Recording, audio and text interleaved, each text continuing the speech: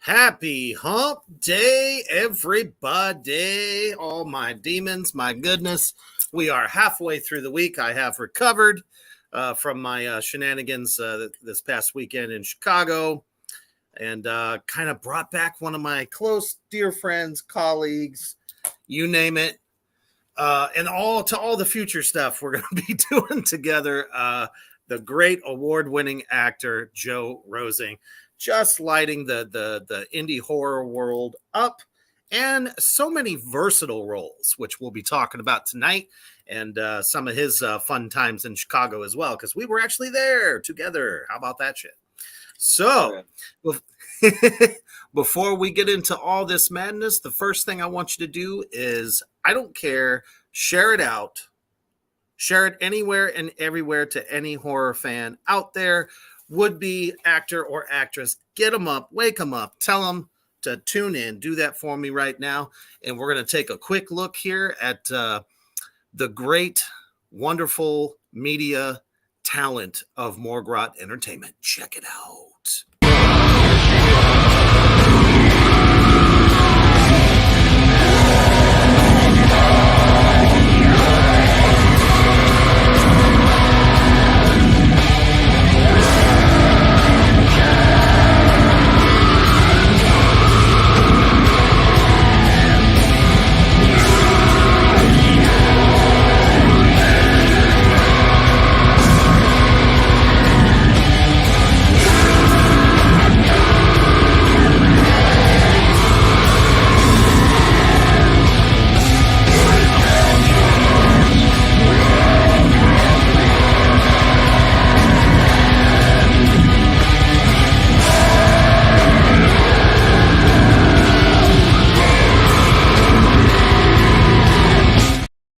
That's right. If you're not following us over there at Morgrot Entertainment on Facebook, get your asses over there. Hit the button. Follow us. And then you'll get all the great groovy updates about everything that Morgrot Entertainment is doing. And one of the things I'm really fucking excited about is the Memphis Monster Con. Holy shitballs. You'll be able to catch me and my partner, John Sorrell, of Morgrot Magazine, as we will be there for the Memphis Monster Con. And they just announced Brett Wagner, who was fucking Leatherface in 2003. Holy crap. CJ Graham's going to be there. Felissa Rose. And they're still announcing people. But don't forget, my demons, myself and Defiler of the Crown Art, Cody is going to be there with me in Knoxville. Hello. Over at CreepyCon. And they got a bunch of great people coming too. So lots of fun stuff. Follow Morgrot Entertainment. Joe, how are you doing tonight? I'm doing all right. I actually took a nap before we got on. That's why I kind of look like I'm still kind of a mess. Tell me there's a difference. I don't see a difference. Get out of here. Anyways. I don't have a lipstick, so yeah. I love it.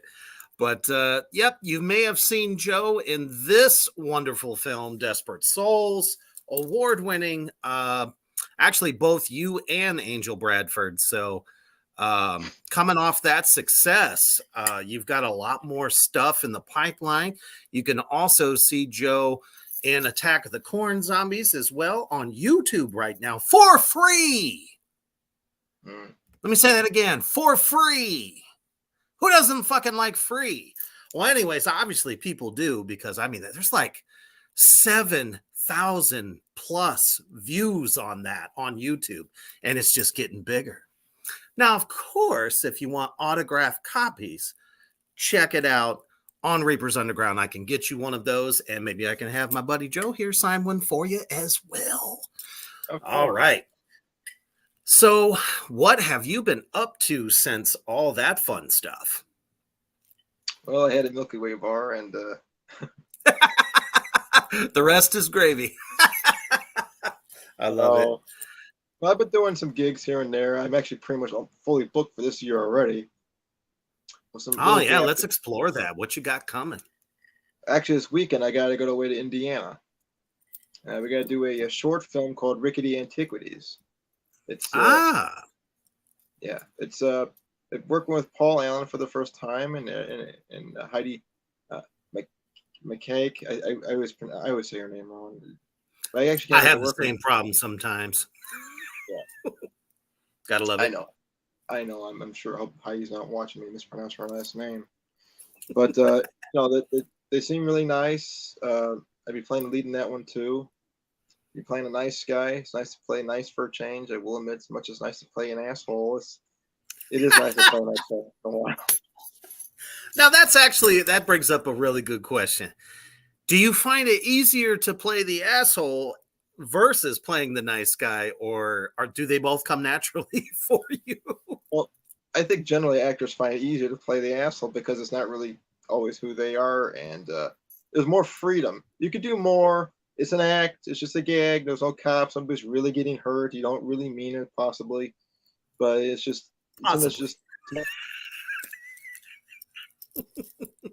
Right on. So what is this the nice guy's role world kind of like? What's the environment there? Only what you can tell us. I would say Rickety Antiquities is a short film I'm leading in. I've been booked for this thing since last summer of 2023, I think, maybe the fall of 2023, and trying to schedule it together. To me, when I read the script, it kind of gave like the old-fashioned black and white Twilight Zone feel to it. And I always loved Twilight Zone. I'm like, yeah, I want to do this. It'd be like a different type of character I've never played it before either as well. Like, Devin was a nice guy, but this guy is also a nice guy, but he's definitely not Devin. And or some other characters. Kind of like psychological thriller, just in different ways. Yes. Because definitely after watching Desperate Souls, man, that was like, woo, took you on a psychosis ride. I still can't watch certain scenes in that film, man. Really? Oh man. Just because it was a little too twisted, or no? Oh, or are we talking about the woo woo parts? Yeah. See, that's why I never fancy seeing myself ever doing a role that would involve that kind of thing, unless it was like a relationship with a demon or some kind of creature. Because then I could just sit there and fucking laugh about it over and over again for the rest of my life. I just always kind of had this thing in mind when I got into acting. It's like, if I can't show my grandmother this, I'm probably not going to do it. Well, there was a couple films I don't want my mother to see. I don't care if the Pope watches it. Let the Pope watch it. I don't care. I'm not having my mother watch it. I've had arguments like that. Yeah, like they get the short film. It's going to be out premiering on a drive-in theater called Fleshfire. It'll be out premiering at this weekend or next weekend in Ohio. And Derek Brash from Cheevy's Films, who made this thing, he had become by a month ago to watch it. I'm like, oh hell, because I mean, Derek asked me right after I got done. I said, look, I had a lot of fun making it. I always look forward to the next day we were filming.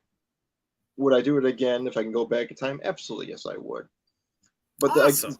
But again, like Desperate Souls, there's some scenes where it's kind of like, I just don't want to look at that. Was that me? Did I really do that? Well, You'll see much more from Desperate Souls. We'll just say that. Again, not too hard of a film to find out there in Morgrot Entertainment Land. And actually, it kind of involves, well, it doesn't kind of, it involves a succubi. So you're going to want to check it out if you like that kind of like demon possessor kind of thing, going after a victim, as we all know, succubi like to do. So definitely a great film to check out. Worth its weight in gold, every sense of the word. Oh yeah, most def. And of course, Attack of the Corn Zombies. You got to check that out. That was fun. I did that with Becca Jane, me and my scene partner. Becca, very great actress and whatnot. I mean, with her, it was like 1 or 2 takes, and that was it with her. It wasn't like 4, 5, 6. It was like wham, bam, done with her. She was great. And she's been doing it for like 40 years, and said that was actually her first time she's ever done a kissing scene. Wow. How about that? So we talked. Must have always been cast like the mom or something. I think that role was originally supposed to be with Sarah Dolan, I think, who played my therapist Rachel on Desperate Souls, but I think she couldn't make it. I don't remember what the reason is. None of my business.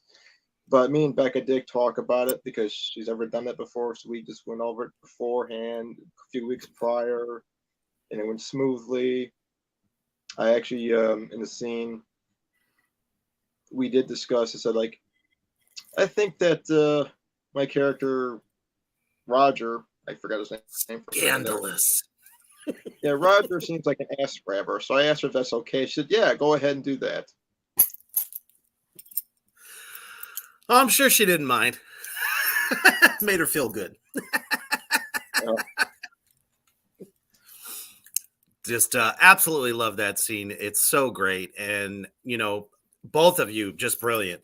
I really think, she kind of had that natural, not necessarily, everyone talks about scream queens, but I mean, she sounded like she was genuinely terrified, when you got pulled off into the crowd of the hungry zombies outside the door. So, yeah, I don't want to give too much away, people. You got to watch it. You got to go watch it.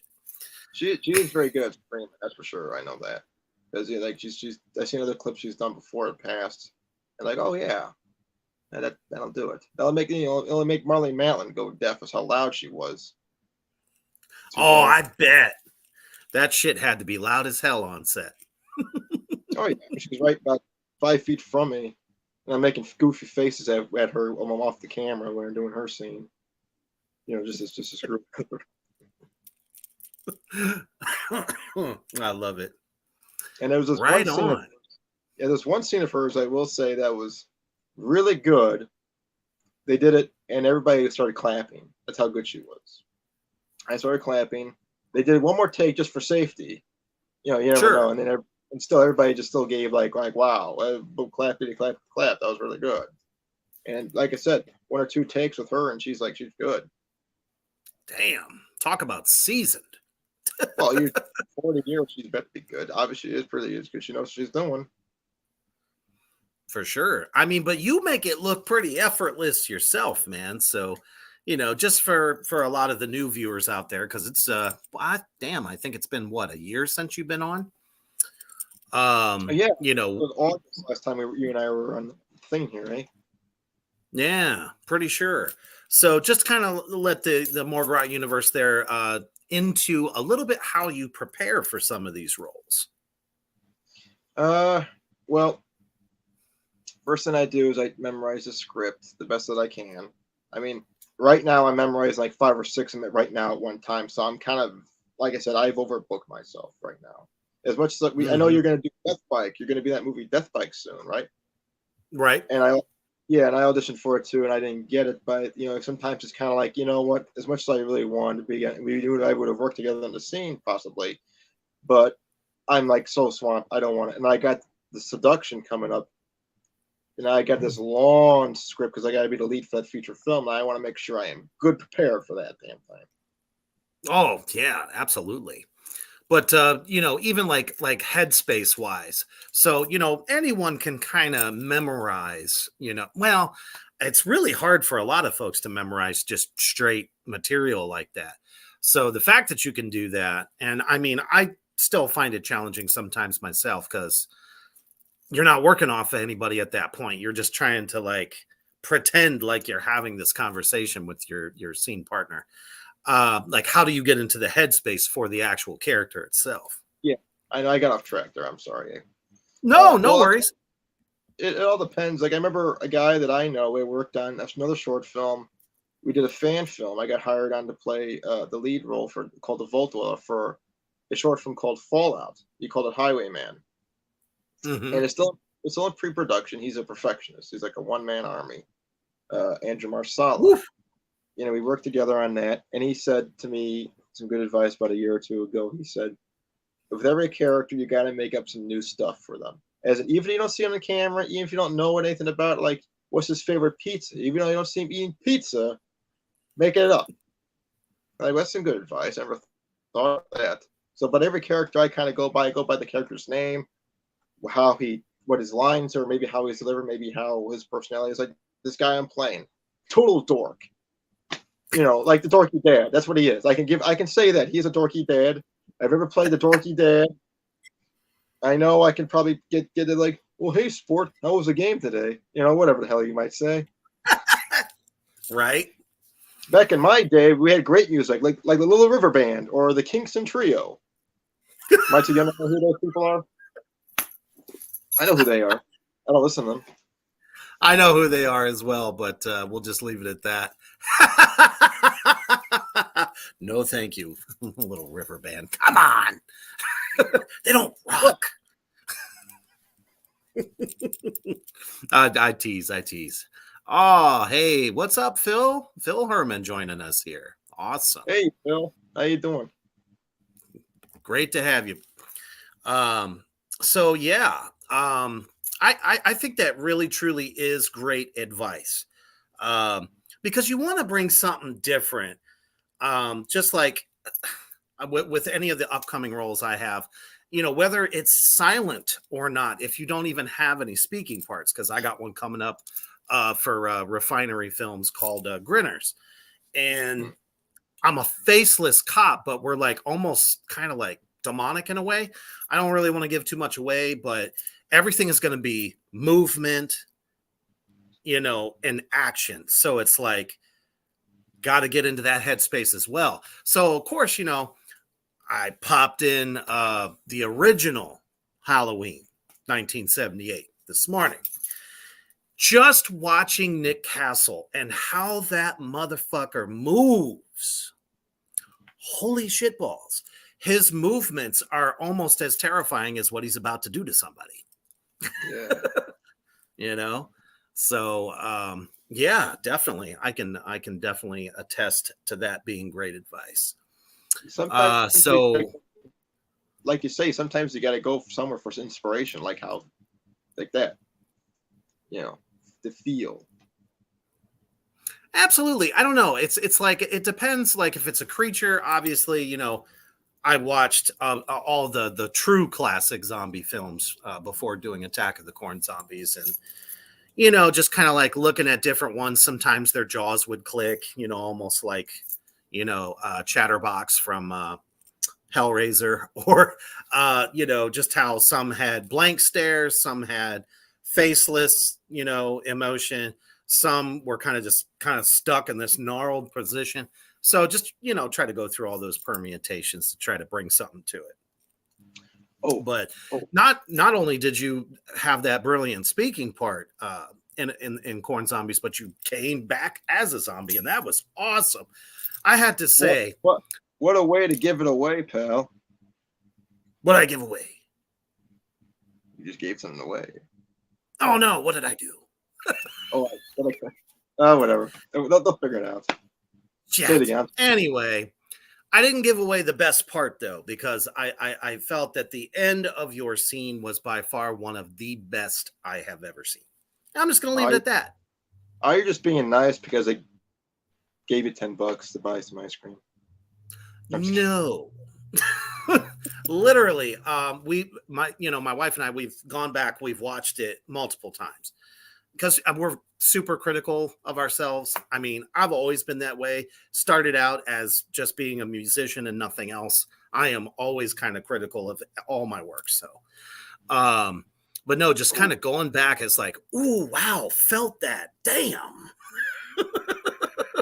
So, fun fact: when you said about Halloween, mm-hmm. I don't remember. I don't know if this is exact, but I heard this that the guy. Well, you know how Michael just walks, right? Oh yeah. I can't remember if it was the writer, director, whoever the hell it was, that said that they were inspired by his walking from Yul Brynner from Westworld. Oh. I loved Westworld as a kid. Every Friday night at 9 years old, I watched, pop on the VHS. And since you brought that up, that was a pretty fun fact. Never would have known that. That's really kind of cool to know. I like that. Sweet. So, I mean, you've got yourself booked so much. You're as I hear, you're entering into the realm of vampires. In one or two of the projects you're working on, I think. Yeah, actually, my first project ever did was a vampire film. So now I got booked for it twice and 2 more times, and whatever works is fine with me. Something different, I like that. We got one that's called. We're going to be filming again, at least my scenes in the summertime. I just have a supporting role. And the project is called The Blood Moon. Connor Noble is doing. Yeah, I forget the name of the production company off the top of my head. I'll probably know it as soon as we're off here. And I actually got sent in my information back in 2022 when I was on another project that I don't care to talk. That really wasn't the best thing ever. And I'm laying in bed in my motel room. And they're just like, yeah, okay, I'll submit Indiana. Okay, great. Like, okay, I'm looking forward to it. I was supposed to do it last year, but I couldn't. So that's why I can't get a tan. I can't cut my hair. There's no such thing as a tan vampire. And if I got to play a rock star in that movie, I got to have my long hair. Right. I got my outfit already picked out already. It's the one with the pantyhose, by the way. Yeah, it's the shock rocker look that some people are a little kind of off-put by it. And it's going, look.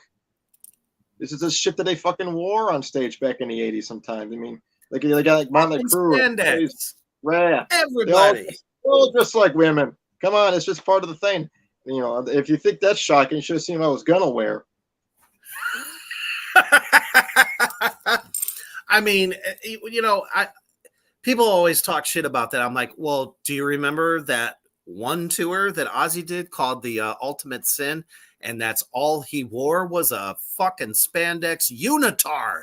Yeah, I got the concert on DVD. I love that concert. I like it. In fact, he hates that album, but I love that concert. I think it's cool. It's all glammed up and shit. That was the glamour area of the 80s, the high point of the 80s. Well, for 1986, I mean, glam was the thing. So, yeah. Of course, Ozzy wanted to kind of stay relevant because now we're seeing these younger hipsters, Poison, Motley Crue and them kind of like gaining super, super, super popularity, and he wants to stay in there. So sure, he's going to make his hair blonde and tease it up. Not the best Ozzy look ever, but it really wasn't a bad album. No. It's just, it was one of those that I have to flip through. And if I have to flip through, I can't say it's one of his best, but well, that's all right. I love the cover of the album. I thought the cover was fantastic. I got the album. That was like one of my first albums I ever got. That one, The Blizzard of Oz. I love the Ultimate Sin album. I thought it was pretty good. I was 15. What do you want? But I saw it.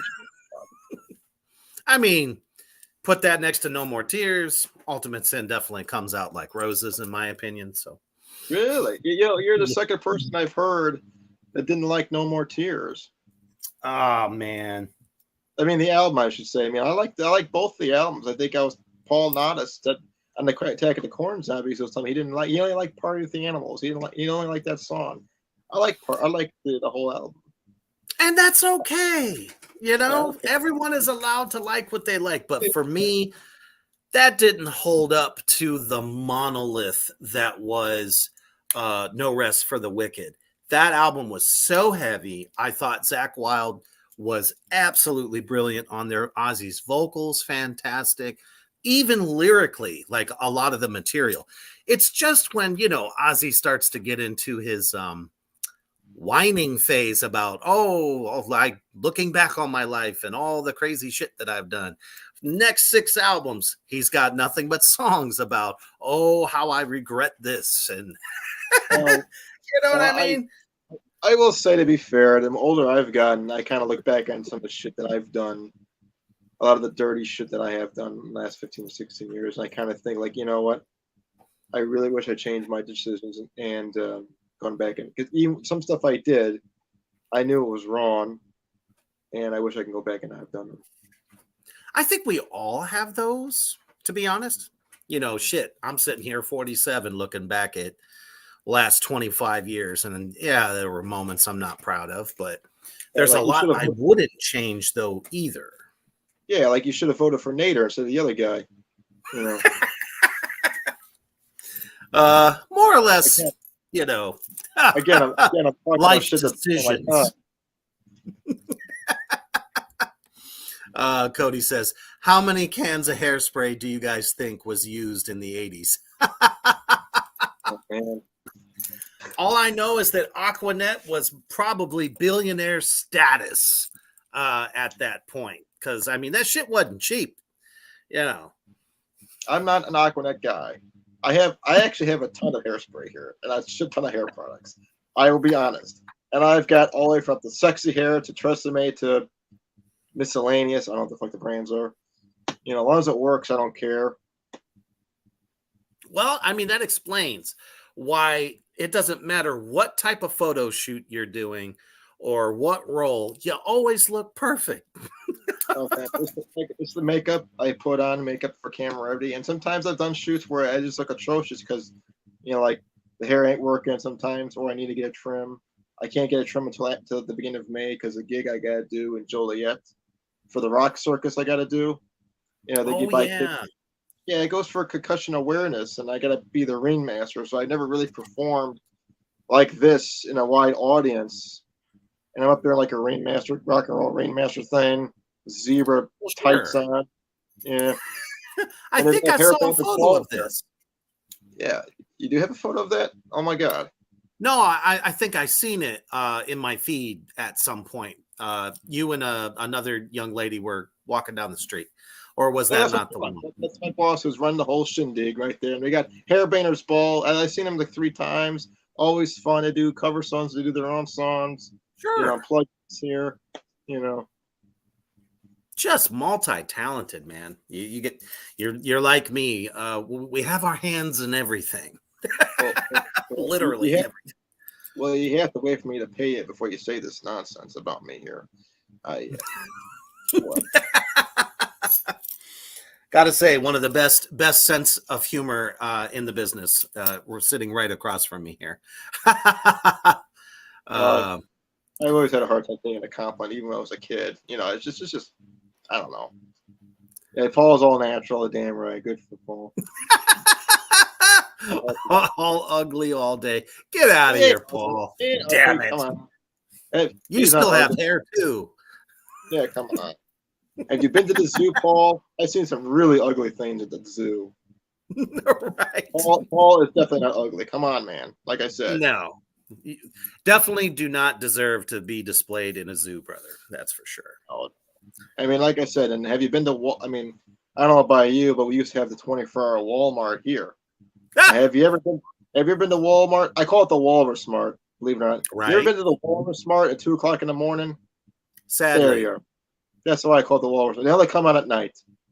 You know? Very much so. It is a 3-ring circus and a zoo all put together in one, and the damnedest things you will see.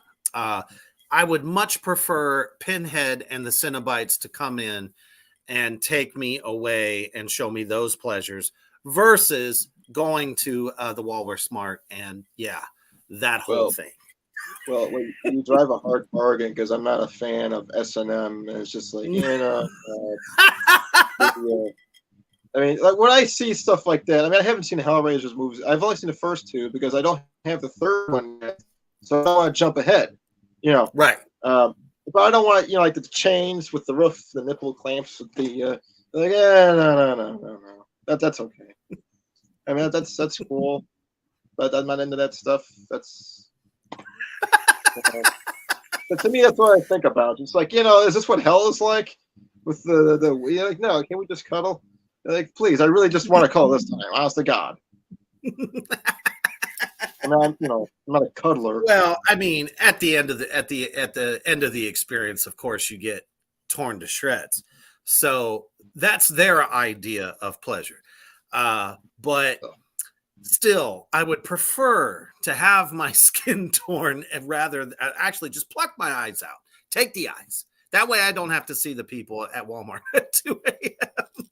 I mean, I've seen people at Walmart yelling at themselves, like arguing. I'm thinking, well, maybe they're on the phone with somebody. Oh, no, they're not on the phone with anybody at all. Or somebody, they're spilling out one of those electric carts. They got 2 electric carts because they're just, and there's still not enough. And like I said, I know I'm being mean here. I can talk. I used to be heavy too, as we talked about the last interview, but it's like, what is that? That used to be somebody's face. What the hell happened here? Jesus Christ on a stick. What the hell? Does that sound delicious? That sounds like a candy, doesn't it? Jesus Christ on a, or you could say, Jesus Christ on a side of fries. That didn't go over well at Burger King either, but whatever. Right. I mean, shoot, I used to be twice the size that I am today. So it's like, well, the occasional reminder of this is why we lost half of our weight. It was for good reasons, because there are still many other folks battling that kind of thing. Always been a big guy, always will be. I was never meant to be thin. Us Germans, Well, my family heritage is from Germany too, as a matter of fact, and the rest is from the UK. And I don't know what the other crap is, but I always believed. I do believe that there are people who are genetically predisposed and having extra weight. And that's okay, no big deal. That's cool. Keeps me warm all year round. Yeah. I'm cuddly like a teddy bear. Oh shit! Really? Damn it! So Cody says, Reaper, that offer still stands. I'll wear spandex if you will. God damn it! You just had to bring that back up. I don't know. Folks, maybe if you come see us in Knoxville, I will don the black and red unitard for you. I'm just scared thinking about it. Anyway, so do it. Right. I've done stupider shit, so it wouldn't surprise me. We'll say it's for charity. If I can wear a Shockrocker costume where I'm wearing the only clothing I'm wearing is the belt and the boots, with part of my ass really fucking hanging out, you can do that. You speak a lot of truth. So as a vampire, go ahead. If I can eat the burrito at a gas station, you can put that on. Yeah, and believe me, that burrito is a tough sell from a gas station. But when you're on the road, if you're touring, sometimes you have to do that if there's no Taco Bell nearby. Not that's that much better, but still. So as a rocker vampire, would you say you more prefer that versus like the old 1800s vampire, or have you done both, or do you think you will do both? I like both. It's fine with me, eh? And the first gig I did, it was like a free gig, like the first thing I've ever done, and I worked with oh god, here we go with the names again. Michelle. Don't worry about it. Yeah, her name is Michelle. I can't think of her last name, but very nice young lady. Really, very, very sweet young. She hired me on to play. She was doing a short film. It was called Love Remembered, and it was supposed to be like a tribute to the Bram Stoker's Dracula movie with Gary Oldman. Ooh, And nice. it's on my YouTube channel. It's a silent movie too. And I thought, Ooh, wow, I I need to actually check do this enjoy. out. I do enjoy watching silent movies as well. So I thought like that's pretty cool. My first acting gig is a silent film. I like that. It's a lead as well. So wow, look at that. Honky dory. And it's in black and white. Oh, sorry, my back. Trust So me, man. Scoliosis since I was a kid.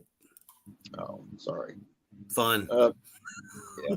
So anyway, we did that. So that was like it was supposed to be a take on that scene where Gary Oldman meets Winona Ryder for the first time, and he's trying to talk to her and yak her up, you know, and she's like, "I'm married," you know, like, yeah, I'm sorry, honey. And then I'm paraphrasing here. I don't know the script of the movie, but it's supposed to be on that, and it was nice. It was super cold one day. We couldn't film. It was raining, and the camera just stopped working. The battery be 100%, it'd be zero in no time flat. Oh man. So, yeah, so I mean, it's on my YouTube channel. I haven't actually looked at it in a long time, but it's on there. I don't know my actual link thing but it's just my first and last name. That's it. If you want to just find me on there, follow me. You know, whatever. I got 51 subscribers. What to do? You know, really making headway here. Well, you know, and that's something I see a lot of actors doing is like getting all my links, everything all in one spot. You know, it's almost like you have to do that. It's the new version of a resume. I think, you know, because I'm used to the computerized, you know, version of doing things. But as an actor, you know, we almost kind of have to because the social media part goes right along with it. Yeah, I mean, some of it's kind of ridiculous. I mean, like, here's a link to this other slide I got. Here's a link to this site. It's just kind of like, you know, Jesus Christ. God. One of the things that I do think it is a little bit useful is like if there is an active Indiegogo and there are fans of you or said actor, that when they go to that, because obviously you'll advertise it, they can find the direct link, easy, click it, and then go donate. I mean, I think that's good. But I mean, if you have OnlyFans or something like that, and you know all that other crazy shit, you know, you're a jack of all trades. I guess you kind of need all that because I mean, it doesn't take us but what 2 seconds to go. Hey, Joe Rosing on Facebook, Joe Rosing on fucking Instagram. You know, no crazy names, no Spider Milky 1166 or some shit.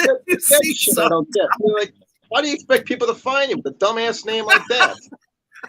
I mean, like you got Reapers Underground. Okay, yeah, we know what that is. Reapers Underground, Instagram, right? Yeah, things like that. I just keep it simple. My name, first and last name, or I gotta do the Joe underscore whatever the hell my last name is. You know, I don't know what my last name is. It says Rosen, but whatever. You know, but it's just people got the goof. Like, how am I supposed to find you? Just keep it simple. What's so hard about this? And it's the shit that just drives me up the wall. Because at the end of the day, it's easier to remember one phrase or one name for everything. Right. That's why I keep my Twitter the same thing as my Instagram, and I have my Facebook the same thing, just without the underscore. You know, my email is the same damn thing too. Almost, I want to give that away. You can believe that. Well, you know, but yeah, it's simple. It's easy for me to remember too. Because I got to remember all this slew of garbage. Yeah. It's like, what did we do before we had all these things? This was all I had, and that was all I needed to get in touch with me. This right here, and I turned it off so we can't really, look at the buttons, everybody. You can't butt down anybody. Is that a razor? No, it's I actually have the original razor at home. It doesn't work anymore. No, this is a flippy phone from Cricket. That's right. Stay in the trenches. Damn it. And all my cards, this is the phone number that you're going to go to. So don't send me pictures or videos or links or whatnot. All my business cards, this is the phone. The best way to do it is on social media, like Messenger, like right here, or email. Don't be sending me this long novella. It's like, oh God, I have to read it because if I don't read it, I know I'm going to get quizzed on it.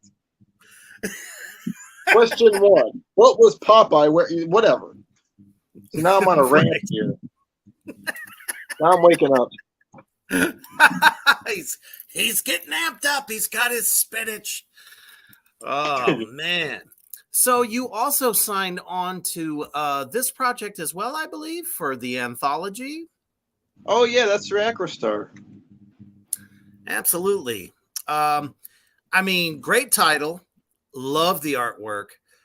Splintered Love anthology. So I guess we're gonna see kind of like a bunch of very twisted love stories. Is that kind of what I'm getting from it? I didn't read the script. I read it. Oh, okay. I read it. You know, to me, I think the title gives it away right there.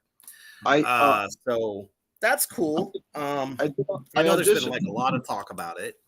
Yeah, I did audition for the lead. I didn't get it, but I thought, like I said, I have a lot of stuff to memorize. Probably just I just got the supporting role. Sometimes it's nice I like the lead, but sometimes it's nice just to have a smidgen bit of a break. Would you rather be in the film with a supporting role or not at all? Like with the Blood Moon, I auditioned for the lead and I auditioned for a supporting character. I didn't get the lead, but I got the other character that I also auditioned for. So it's like I'm still happy. That's how I see it. You know, Inner Beauty. I like the title too. Actually, I don't know who came up with it. It's so cool. It is nice, and it's supposed to be kind of like, I don't know. Again, it gave me a feeling when I read it like a Twilight Zone thing too as well. I guess probably maybe be like a lesson. When I saw Anne Myrna back in December after the audition, she said that you make a good asshole. I'm like, okay. Dun dun dun. I don't know whatever client she's talking about. I don't know. But right. Sun bleached, not sun bleached. We don't know.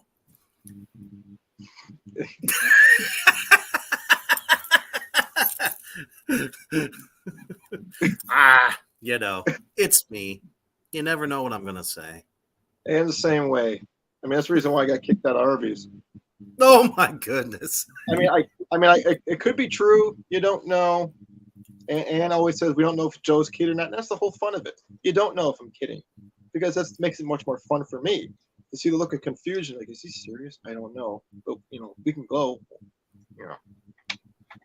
Absolutely. Some people are probably watching this right. Some people are probably watching and they're going, he got this guy on a show, this fucking maniac. We gave up 40 minutes for time for this, and we could have watched Bonanza instead. I love Bonanza. Does anyone still watch that? I watch Bonanza. Like another actor friend of mine, John Voss. He used to always call me Little Joe. Which like, oh, I'll take that. Fine. Just as I'm probably sure someone's still watching the fucking Waltons. John Boy. Yeah, I used to watch Mr. Rogers as a little kid.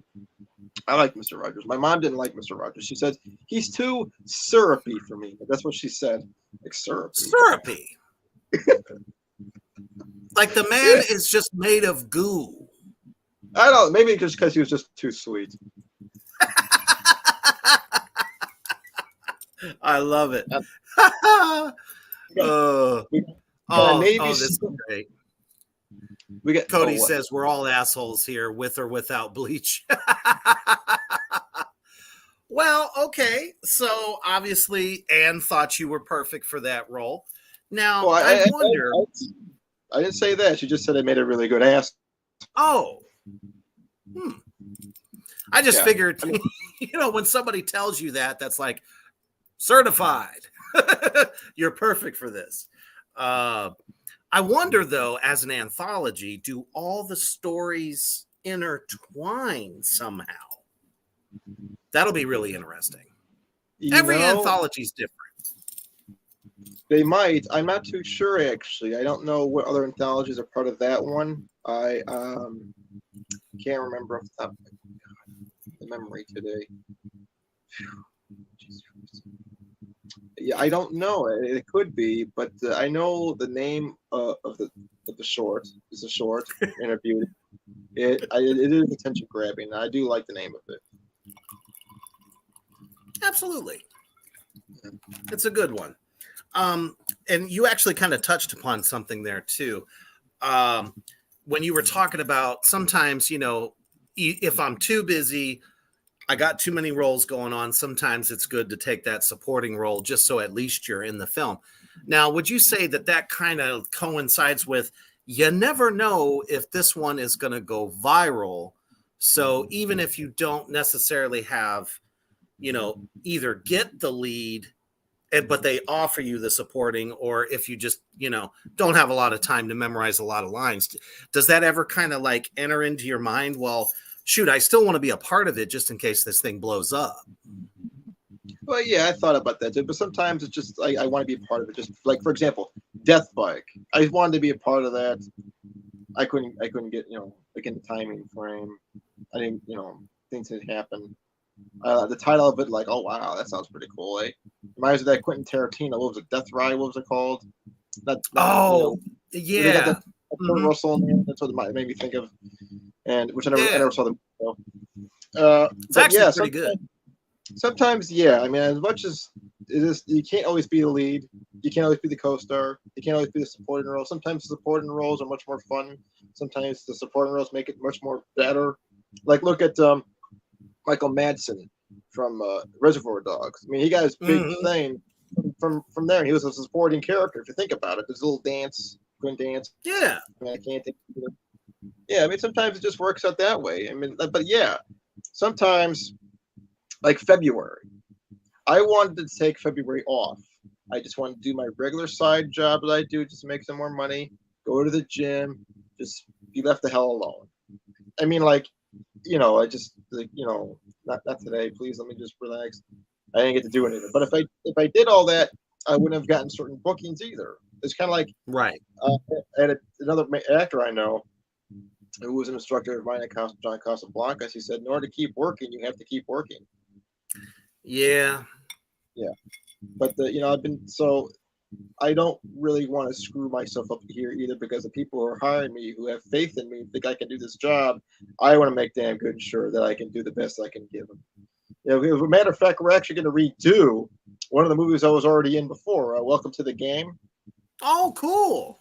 Yeah, but here's the thing. I had to improv some of the last few bit of lines because I didn't have enough time to memorize, because I was doing some side work at one of the malls here for like 11 hours straight each day. Mm-hmm. So I actually had Luke across it, put the paper in front of his face like this. I just kind of glance at the paper and just go off of that shit. So he wants to redo it, and with different settings, a little more higher quality, but my whole thing's the same. So I got to only look at the video and then try and memorize exactly how I did it all, and with all the improv lines I did. So that's going to be a bit of a tough job. That's a new one on me. That'll be a challenge. Yeah. I never had to memorize my own actions, especially the improv shit. I mean, when people watch the actors do it, you can memorize it like that. But if the actor's got to go back and redo it, and that's like a new challenge. We're going, okay. So we're doing the prequel, and then we're doing the prequel to that movie called Welcome to the Game Scrutinized, and I'm in that too. And I was talking to the guys from the film, but my character named Adam. I said I was watching it, and I'm like, again, which is a very unusual thing for me to watch myself. I know people say that way you can critique yourself. I said, after watching Adam, he's kind of a kinky character. He just gave me off this fact that this guy is into some kinky shit. And it was believable. Well, to me, it's kind of like he's getting all excited. He's got his pen right here. He's kind of like, Yeah, right. Oh man, he's getting off on this. He must be from Germany. I don't know. Red light district. Bavaria. Not like a plane either, by the way. I mean, right. Whatever.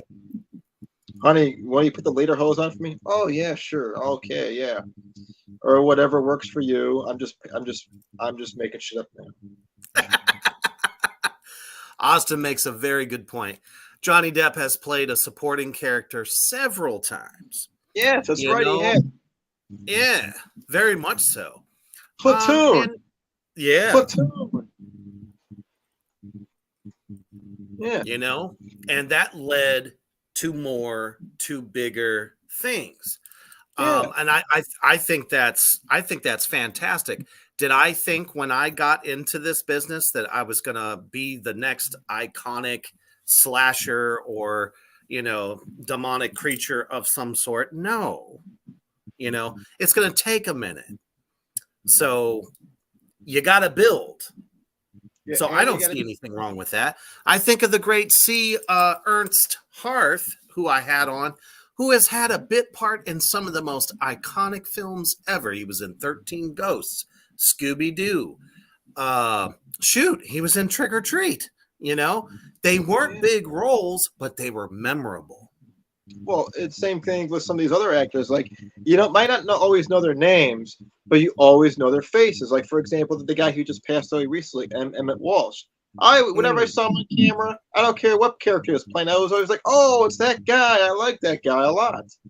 You know, it was always great to see him no matter what he was playing. Or Art LaFleur, who is best known as for playing the Babe in The Sandlot when he walks out of the closet, you know, or things like Absolutely. that. Or another guy where they had that trophy made of his head, Rondell Hutton. Yeah, that's going back. Yeah. I mean, I've literally watched people's careers ignite off of the fact that they had a very minor part in a very big film.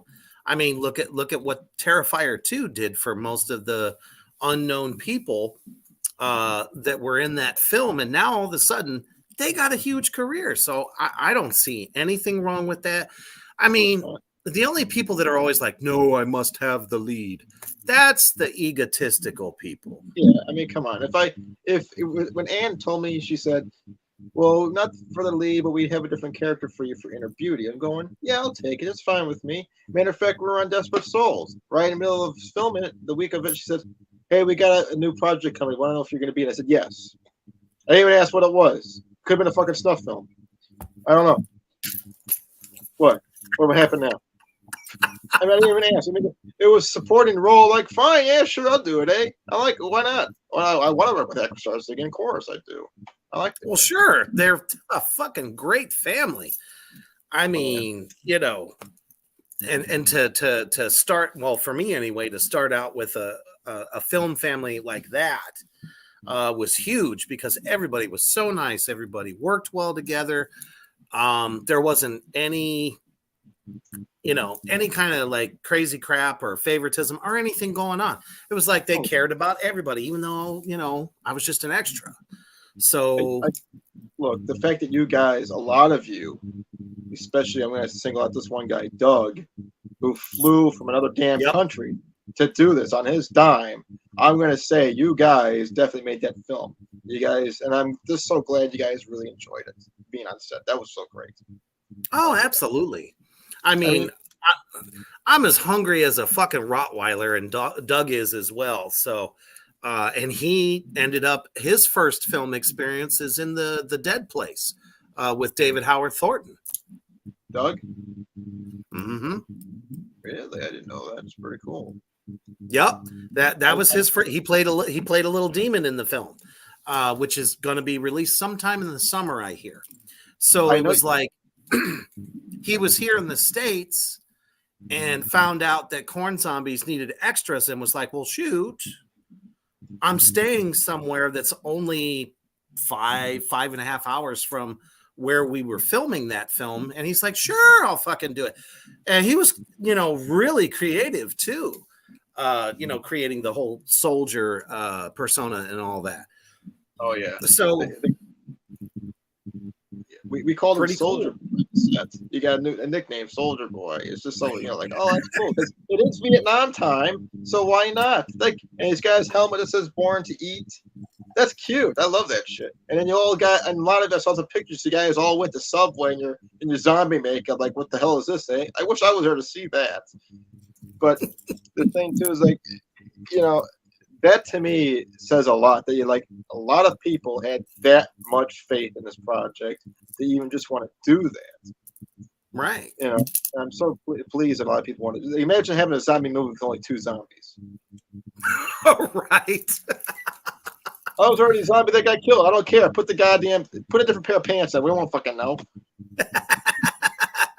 I mean, that's kind of the life in indie film. Sometimes there are actors that play like 3 different parts, but it's like, how do you switch? How do you change yourself? How do you, but in a creature film, that's kind of a little bit easier, I think, to pull off. But, some of the stuff that you've done and that you are doing, I think it's a little bit harder to get away with that. You know what I mean? Well, plus in the indie film, my own observation is that when they have the extras there, people in the indie film are much more kinder and treat the extras with way more respect, like they're people, versus some of these big name things, which I won't say. They just treat them like shit. And I've seen it and I've experienced it too myself firsthand. I mean, it's just like, I don't have to give up my time to help you out. I could have done something else in my time. A whole 8 hours of TV gone. You just took that away from me. I wanted to get that back. But still, right.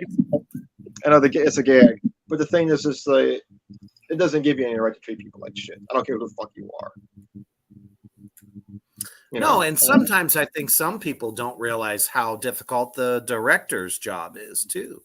They think they just tell everyone where to stand, this pose, that pose, whatever. No, there's a lot more to it than that, because I mean, how that end result comes out before it hits the whole engineering aspect, the post-production. I mean, it's got to look fucking right clean before they do anything else to it. Well, it's interesting you brought that up. I remember one time Derek, he called when we were doing Flesh Fire. There was like a 5-second scene that he wasn't, because he was kind of fuzzy, and he said, like, if I put it out, I said, like, yeah, well, we'll redo the 5-second scene, no big deal. We're just at a table ordering food, me and my co-star Lillian Lamore. It's just, and you could tell my hair is like 2 extra inches long, so that for those 5 seconds there'll be a gap of like, how does hair get so short all of a sudden? So, but this is, I told Derek it's cool. I mean, he gave us some gas money, and that was nice because now we're waiting on my time. But I get it. It's his piece of work.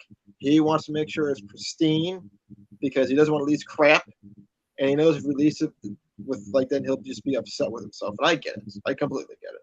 And that's cool. For sure. I mean, and as an actor, you got to like be understandable. We're all working together here.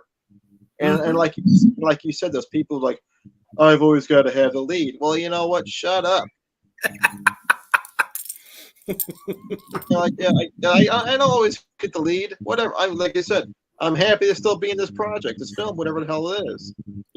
It's better than nothing. And sometimes you gotta start. And sometimes I've seen people like Jackie Earle Haley from Little Children. It's a drama. And I don't know if Jackie Earle Haley won Best Supporting Actor for this, but it's one of those people who, when I first saw that movie, I thought, if that man didn't win the award for that Best Supporting Actor, I just don't know what the hell happened there. I mean, it is a hell of a movie to watch. I mean, Oh, absolutely. Yeah, I mean, but some of those award shows, though, they're a little. I think there's some politicking here and there when it comes to who wins and who doesn't, and who you're sleeping with too. Because I'm sleeping with the wrong people. I just want. I just wish you were drinking. She's so desperate to be on camera. She's taking after me. She's taking notes from you right now. But yeah, for sure, man. I just said the sex comment to sleeping with this as a gag, of course. Oh, I know. But I mean, your award was well deserved for sure. Okay. I don't know if I would ever want to do anything mainstream. It doesn't really matter to me if something I do would ever hit, the silver screen, even if it was just for 2 weeks, or even if it was just like, shoot, what do you call it? Red carpet event where it's like a private showing. That would be more than enough for me. I don't necessarily would ever feel like, yeah, I want to be seen all over the world. You could still do that. We have the internet. Somebody over in Kaplakistan could see me. You know what I'm saying? That's the joy of YouTube. Everyone's got it.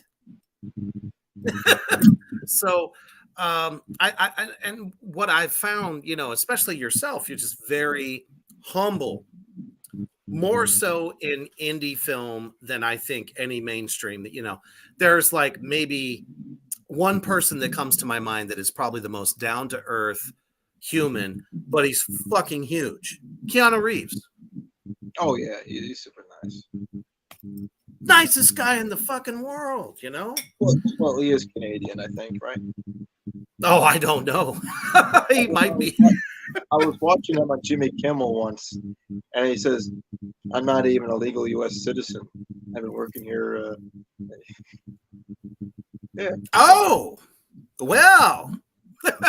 I don't think anyone's gonna go, "Oh, Keanu, you're done." You know what I mean? Because everyone loves him. I never really heard anything bad about him, and we've all had those. I've had bad days where it's kind of like, just stay the fuck out of my way. I'm trying to do my job here. Let me go to the bathroom. We all have those days where it's just like, it's 6 or 7 o'clock at night. Now everybody wants to call me about God knows what, or 2 a.m. I had that recently. Somebody called me, "Hey Joe, what are you doing?" Well, 2 a.m. I'm sleeping, not thinking about you. That's the best thing right now is not thinking about you. I said that to the person. I mean, granted, that was my mother, but still. Now, was that a true story? I know exactly what you're talking about. Is that a true story? Well, that's the whole mystery of the whole thing. You don't really know. I guess I've had conversations like that with my mother before. It was like after this weekend's, past weekend's festivities, I was like, I need like a day, at least one day where I don't answer this. I don't have to do anything. I don't have to podcast. I can just be me, do my thing. But it sometimes it's just it never ends. Oh yeah. Well, for you were there for 3 days. From what was it, 8 o'clock to 10 o'clock for all 3 days, right? And then you got this long drive back to the break. I get it. I understand. I was only there for 1 day, and that was kind of neat. I did the Chicago Tattoo Convention, which was all 3 days. First day, I was able to slip into the Days of the Dead, and I remember sitting there telling you at the Villain Arts show, I was like, I didn't realize anyone recognized me at all. I mean, obviously my Reaper paint was on and everything. So it's a dead giveaway, but suddenly I'm getting stopped as I'm walking around. Picked up a potential sponsor from somebody. I was like, oh, okay, well, that's awesome. I just came over to see what the hell Days of the Dead looks like. It was my first time. Never been to a Days of the Dead before, which is, for everybody out there in Morgrout Universe, is the largest horror convention all over the United States. So, and they're like, I hear somebody go, "Hey, that's Reaper." I was like, you got me. I thought I was incognito, even though I had my face paint on. Hey, that's great, man. Take it. If people are recognizing you, that means you're doing something right. That's great. I guess so. Did people take pictures with you? Did people take pictures with you? Oh yeah. Good. Take it. Do it. I had one. That's great. Who's the sponsor, by the way? Don't want to mention it just yet. Okay. until it's official, but it's a coffee maker, which is really cool. We got something kind of cool idea wise that we're working on. But I was just like, that was my first stop. And I was just, I'm not even a coffee drinker. And he just started talking to me. I was like, oh, hey, you have a brand there that says Doom on it, and it has a Reaper picture on it. And I said, I just kind of funny wise, just being a Weisenheimer, I said, you need a Reaper blend. And next thing you know, we're just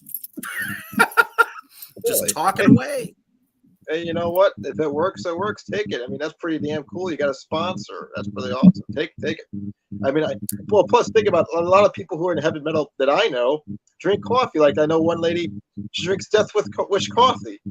Oh yeah. Mm-hmm. And I won't touch it, because I'm like, I'm superstitious. After Flesh Fire, I'm like, I don't know. Or Liquid Death. I understand why. or Liquid Death. I mean, it sounds cool, but I'm kind of like, Oh no, I'm starting a campaign because now all of a sudden Liquid Death has a cosmetics line called Corpse Paint. Liquid Death Corpse Paint. When they announced it, it sold out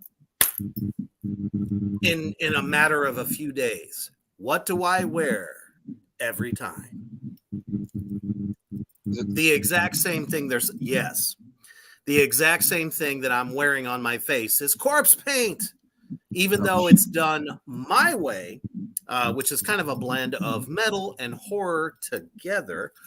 I'm like, you need me to be the face of this because we'll take it to new heights. So fingers crossed. Well, you got the talk show here or podcast. Excuse me. I don't know whichever one it is. I know they got a lot of different things, but this way you can advertise it. We go to commercial break, like sponsored by blah, blah, blah, blah, blah, or whatever. And try it. It'll make you whatever the hell you want to say. Yeah, exactly. I mean, I'll make a commercial for them. If they want to just send me a commercial, I'll play it every show. I'll be wearing it, obviously, every show. So it's like, that was made for me. Well, if they're going to sponsor you, they got to give you some cash to do it. Because they're paying you to advertise their shtick. Their shtick is out there. Hey, drink it. You can be on the set like, tell me again about that thing. Coffee. However the fuck you want to do it. Right. For me, it would be more like just, send me a case month to month. I'll be happy. All right. But you had a really great time also at the convention, Days of the Dead, because you met this fine young lady. Oh, yeah. Tell everybody in the Morgrot universe about why you are such a fan of this young lady. And I believe that it's rightfully placed because I just watched it, like I told you, this morning. And I'm like, I can remember being, what was I? Like 8 years old, watching it for the first time and thinking, damn, she fine. Well, here's the thing. How it all started. How I got to Days of the Dead. There was this post on Facebook. It was for something about like a horror interview, but they're making like a horror documentary movie where they get like other actors from and maybe other fans. And so I called the guy up and talked to him about. He said, "You want me dressed up as in one of my rock star outfit looks?" And every once in a while, I actually do get paid for a gig to walk around in one of my rock star outfits, just to walk around with my guitar. It doesn't matter if I know how to play, and I just dress like that and walk around and take fucking pictures. Like, just wear the damn thing. Yeah. So I go there, and I always park at the Rosemont Mall because it's free, and I'm a cheap bastard that way. I'm like, okay, I'll slip all the way over there. I'm not, whatever. I mean, if I could get free parking just one block away, I'm gonna do it. I'm not gonna give you $30. I'm not even gonna give you $5. I don't care if I'm parking there. I don't care if I'm parking there and you're paying me to park there. I ain't doing it. Anyway, Right. so I go there, and I'm out there taking a break, and I'm dragging all this my gear with me, my guitar and my outfit and whatnot. And I'm taking a break, and I'm talking to this one guy, and they're like, "Oh yeah, you here for the convention?" I'm going, "What the hell are you talking about?" And I'm talking about I got to plug in here too. This thing's dying. No worries. Oh God. Da-da-da-da-da-da-da. Yeah. Anyway, so I'm talking to this guy, like, "Oh yeah, we got the Days of the Dead convention here." I'm going, I didn't know that. I had absolutely no idea this Days of the Dead convention was going on. So me and this guy were yakking up. I think his name was Michael. Nice guy. Mhm. And I was talking to a few other people I was talking to there. And they're all out there smoking. And I'm thinking, like, oh, God, I wish I could have one. We still haven't smoked. Yeah, I'm just like, oh. And the one guy is just doing it slowly. Oh, shit. That's like torture, Well, to he somebody. doesn't know. Well, he doesn't know. He doesn't know. There we Wow, go. for sure. He telling me, like, yeah, here at the celebration and whatnot. And it's not okay. And he says, Malcolm McDowell's here. I said, who? McDowell? Really? So, okay, that's what it's all about. I don't give a shit about anything else. Just it. Mr. Caligula. I'm going to go meet him. Everybody's just like a point. I always take Caligula to be weird. So I go there and I meet the Malcolm McDowell. And I'm walking around. I see a lot of people that are there, and I love it. But I'm flat broke. I was already broke when I went there. Now I'm even much more broke. I didn't need to spend this money, but anyway, I know I'm really making a long story short here with the whole damn thing. Anyway, there's Nancy Loomis. I can afford her, and I see her. I remember as a kid, even as an adult now, I'm kind of like. So there was that picture. You saw me holding. The guy who was there doing the pictures. I said, that one right. I said, I was really taken back by that photo. I thought that's a really very beautiful photo. It just showed like the details of somebody's face. It was a very looking photo. And I was talking to Nancy. Yeah, that one right there. Right? And I told her, and I was kind of embarrassed to say this, because I don't know if she talks to her other co-stars, so I was worried about shit like that. And I told her, I was like, I just want to let you know something. I always thought you were better looking than the other two female co-stars. And she goes, yeah. And she was very surprised to hear them going, yeah, I always thought you were the better looking one of the two. So, she still look good? Yes, she does. For her age, absolutely. And if anybody here says, like, no, man, it's Jamie, PJ Salt, we all got our thing. I don't care if you disagree. I always thought she was the best looking of the three. And she has these very interesting features. That's what always gets me. She's like, wow, these are really nice. She's put together well. She's not Kim Kardashian, thank God.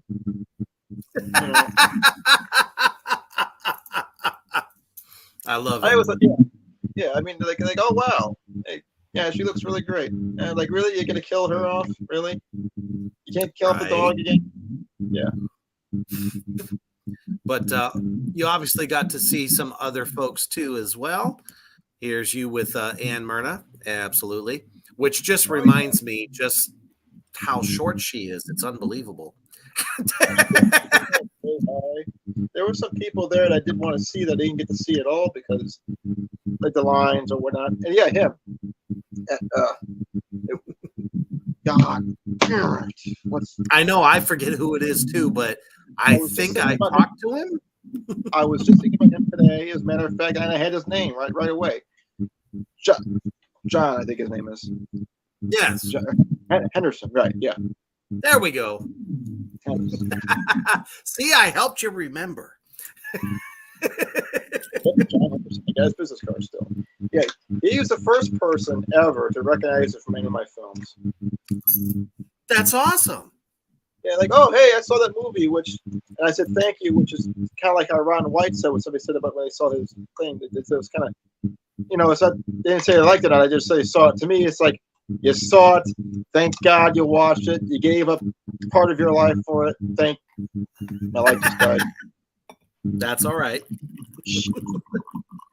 We can still see you. Yeah, and I get this overshadow cast thing going. But there's nothing wrong with that. Yeah, I said, do you want to get a picture together with the DVD? He's excited. Isn't the pictures you can tell? But we talked a lot. He was showing me a lot of the pictures of people that he met. But it's really the first time anybody's ever really recognized me from my work. Really? I don't know. I would probably recognize you, like, even if I wasn't. I love it. That's awesome. Would totally recognize you though, without a problem, because I mean, it's like no matter what film you're in, I can still tell that it's you, whether it's a rock persona or just the average Joe. You know what I mean? You're definitely not a typecast kind of person, I think. Oh, yes, I am. Really? You think so? Ever since Fleshfire, even before that, this hasn't even been released, I always get kind of asked to play the guy who thinks he's always the best thing on three legs, God's gift to women, or something. Really? Scumbag. I don't know. Maybe it's just the hair. Maybe it's a sense of humor. I don't know. But I mean, it's okay with me. I guess, or I play the home wrecker. That whatever. I could definitely, I could definitely see you being like the, not necessarily. Well, actually, yeah, probably the gigolo. The guy that's like so romantic he sweeps every woman off her feet. That kind of thing. Yeah, the kind of guy that was so in love with himself, he'll take a video of himself whacking off and masturbate to that video of himself. Oh my goodness! Well, it's a good character, isn't it? I mean, I'm not complaining, but it's just like most people know I play that. I think it's just a sense of humor, or it could be the Rouge, or it could be the Rouge. I don't know. Well, even your line delivery, just so believable. You know what I mean? So what do you have coming in the future besides what we've talked about so far? And some possible Indiegogos coming in the future. I know there's some stuff.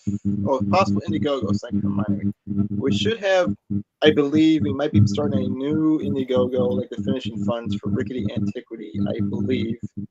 I can't confirm it, but I do believe we are having something like that again.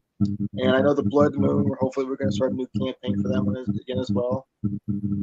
And Seduction. And by the way, I will tell everybody, if you guys like Desperate Souls and you love succubuses, this one touches on that too. Nice. Yeah. As a matter of fact, this in Desperate Souls, that wasn't my first time doing a bedroom scene like that. And I get, come to think about it, I get asked to do that quite a lot. Well, maybe because of all the time you've right, maybe because of some of the time you spent as a model to be drawn. I was doing that even before then, so right. Yeah, but no, actually, what I get. Actually, I think it's because since I do the art line, now I'm getting hit up to do fucking porn. And I oh my goodness! Yeah, and that gets kind of fucking tiring sometimes. And I was on the phone with somebody last night. I was talking to. I won't say who it is, but somebody I haven't worked with before. They're like, I auditioned for. You see me in that military cutoff jean, whatever the thing is. I got my switchblade, which is a real switchblade, by the way. You just click the button. From the 50s.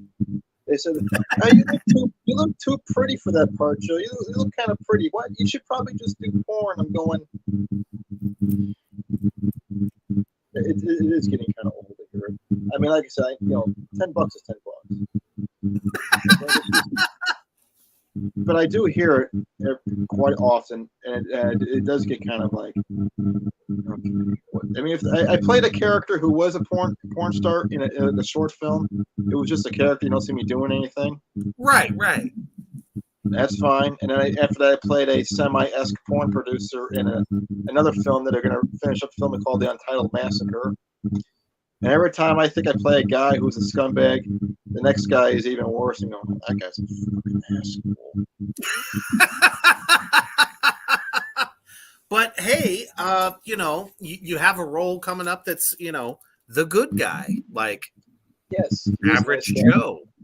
Yeah, you have a lot of dimensions to you. And I hate that way of thinking. Like, for instance, the dad bod is something that is revered in today's society, which is fine because that gives guys like me hope, But if somebody was to come along and say, we need to make some Reaper porn, I'd be like, the fuck you say? No. That's not something I want to do. That would not make me happy. I don't feel like that's my true talent. Not saying that I'm bad at it. I'm just saying it's not a talent that I want to portray, on DVD. All right. Well, what if it was straight porn then? We were talking about this shit at I'm just going to go with this out here, no pun intended, at the convention thing, at the tattoo convention, and we were sitting there next to talking to your wife, Kelsey, which is actually, how appropriate is this to talk in front of a woman? But we were talking about John Holmes, right? And for those of you who don't know, okay, well, he's even bigger than Ron Jeremy. For those, whatever. I'm like, and I always thought to myself, I honestly, and I'm a guy, I'm going to say this right now, I wouldn't want anything that fucking big. I wouldn't want something that's fucking 12 inches. Like, to me, it'd be in the fucking way. You can't wear shorts. I don't wear shorts to begin with, but it's like, you're poking people in the eye when they're sitting down, getting caught in mouse traps, electrical sockets, knocking things off of coffee tables, or poking somebody in the back while you're lying at the back. Like, excuse me, like, oh, no, I'm just really excited today. It wasn't anything about you. Calm down. Yeah, getting a whip of that damn phone. But now I don't know where you bought yours. I bought mine on eBay, and I got a good damn. It was used but half off, but it does the job. There was no warranty on it. It was a clearance item. I don't know if it was wrong. It works just fine for me.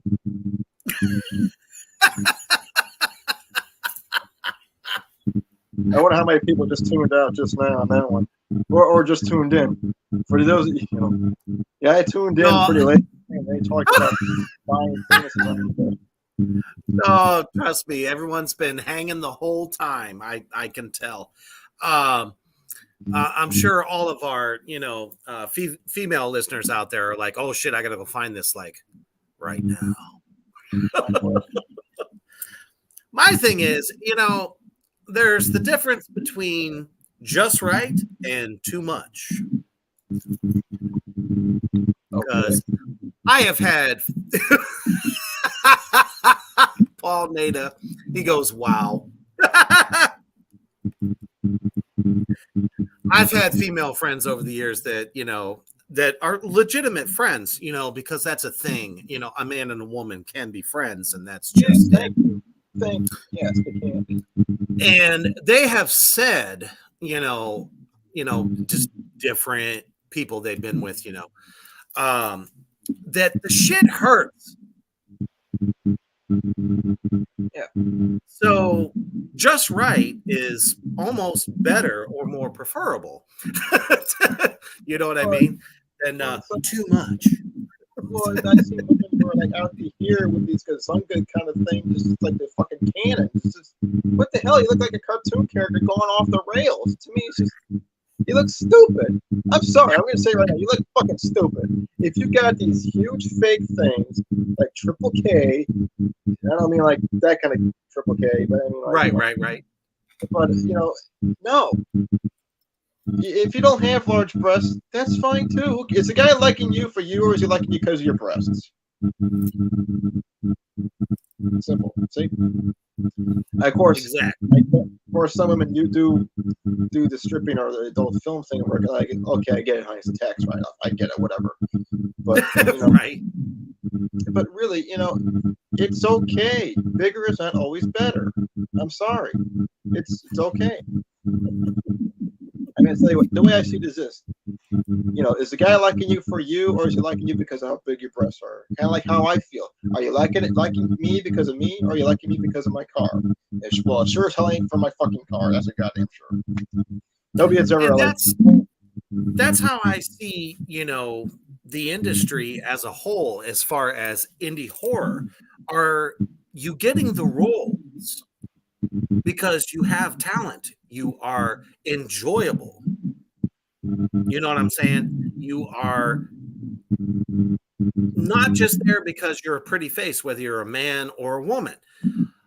Is it because of your talent? Is your talent shining through, or are you getting some roles just because you look a certain way, or that kind of thing? So, I mean, obviously, some people like trash horror, some people don't.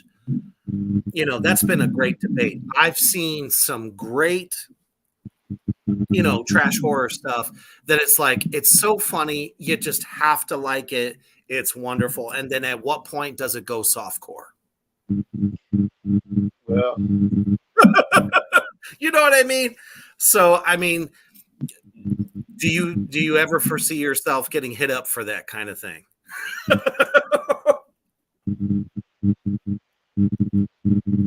Could we see Joe Rose going the way of Troma?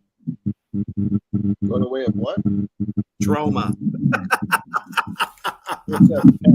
Troma Films. Oh. Are you familiar? Toxic Avenger, Oh, yeah. Well, you see Flesh Fire whenever that gets released. So never say never. Yes. So, like I said, every once in a while, I'm still getting those offers to do that line of work, and I'm going, like, look, I know I got a pretty mouth, man, but,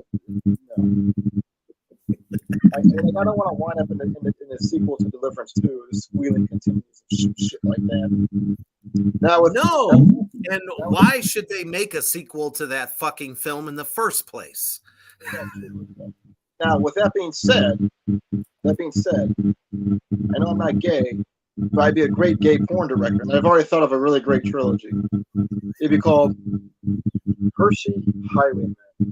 Yeah, see, it already catches your name. Like, wow, what's that about? It sounds like a lovely Christian movie, and they get the sure.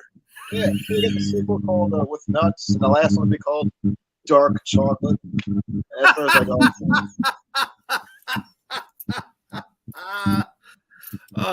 you realize we're joking out there, folks. Yeah, of course I'm joking. And as a matter of fact, I even told this joke of mine, which is actually the second part of a true story that led up to this, when I was in the set of Desperate Souls. Yeah. I don't remember if I told you the story before or not. Did I ever tell you that story? I don't think so. Well, we're going to tell you now. We're going to fucking tell you that shit now. Like I said, every now and then I am getting these damn offers. Like I said, I am hard up for money, no pun intended, but it's just, and it's all for the same type of porn too. It's all for fucking gay porn. I am getting that kind of shit in the fucking emails. Like, I don't care what you do. I don't care what somebody's sexual orientations. I don't care. I know those last things. Sure. I don't care. It's cool with me. I'm not going to judge. Just looking at with you and have fucking coffee. Whatever you want to do, but I'm just, no, it's okay. But that has to get annoying, though. Well, yeah. I mean, at least give me something different. Like, I don't know. I don't know. I don't have a joke for that. But anyway, we're on the set of Desperate Souls. I'm working with John Lissendart, and we're all done for the day. We're just sharing some fun stories. John says, "Anybody here got any funny stories about auditions?"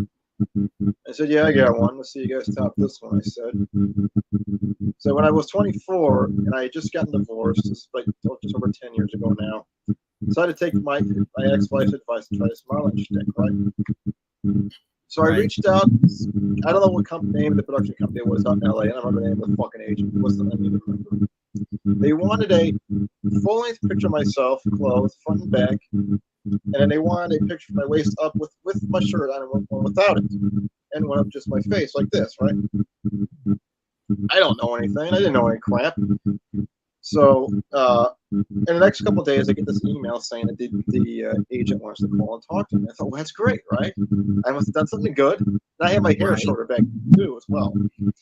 Anyway, I was talking to the agent. He's like, and he says some really nice things. He says, "You have the all-American boy look," and he says a few more things I don't remember. And he says, "You know, we like your face. You need to lean in a bit more into the camera."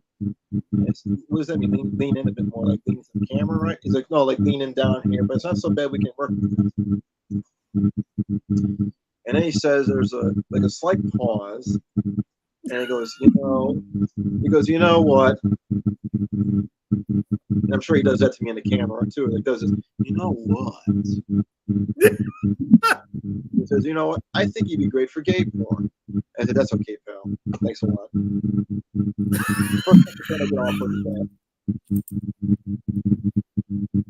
like I said, I just heard about this yesterday with somebody that was talking to him on the fucking phone. And it's like, it's nice being called pretty by a woman. I'm sure that, it's always kind of like, how do I take that compliment? Do I take that in a positive light? I mean, I still got all my teeth. I don't know what that says.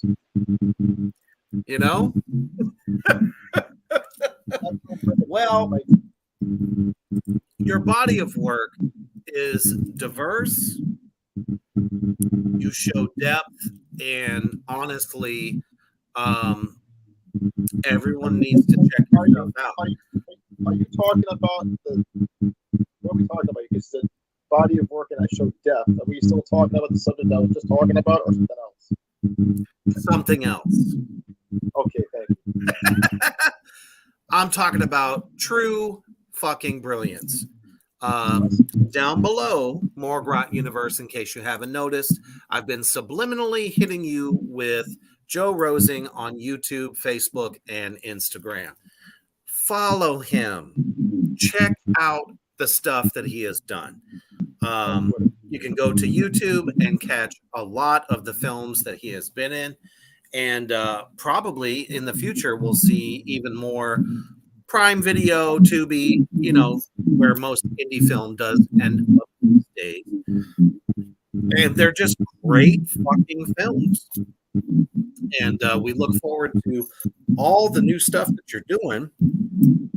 So as the Indiegogos go up, of course, I will share that for you. And hopefully, help fund those projects, because you're a hell of an actor. Everybody knows it. Trust me. The more you do, the more everyone's going to know, the brilliance of what you bring to the game. To be honest, I just wish some of the agents have been submitting to with the thing. So absolutely. Couldn't hear you on that one. I said I've been looking for a new agent for quite a while now. Oh, gotcha. I would definitely say, after what you've done, getting a good agent would be a good thing for you. Can definitely plug you into more things, or at least get some more offers coming your way for other big projects. And of course, anything that comes across my desk that I think is good, I am definitely going to forward it on to you, because I think we would kick ass together in more films for sure. Because the offers I've been getting lately are all the fun stuff, and I think you would probably enjoy it as well. So I will definitely forward those on to you. And man, it's always a blast having you on the show. Anytime you want to come on, no matter what you're doing, we're going to get it out there, because,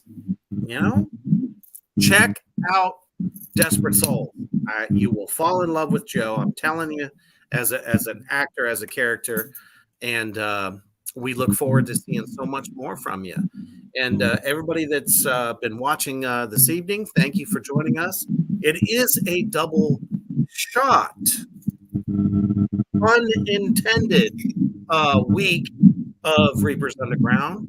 So coming tomorrow night is another brilliant actor that I really enjoy as well, David Perry, who has done some really good indie horror films with Will Colazzo and many other awesome directors as well. And we're going to kind of take a look into, his career as well tomorrow night. So if you all are up for a double shot, which I know you check us out tomorrow night.